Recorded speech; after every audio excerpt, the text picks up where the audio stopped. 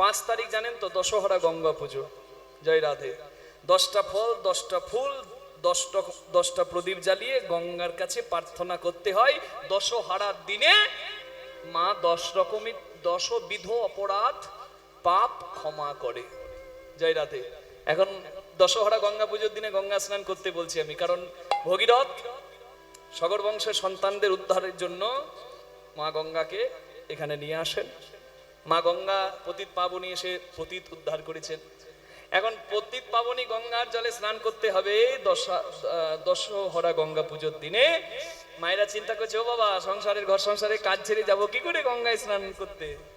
দরকার নেই, বাড়িতে আছে গঙ্গা জল, আছে তো, স্নানের জলে একটু মিশিয়ে নিয়ে মা গঙ্গাকে প্রার্থনা করবেন। সত্য পাতক সংহন্তি সদ্য দুঃখ বিনাশিনী সুখদা মোক্ষদা গঙ্গা গঙ্গৈব পরমাগতি।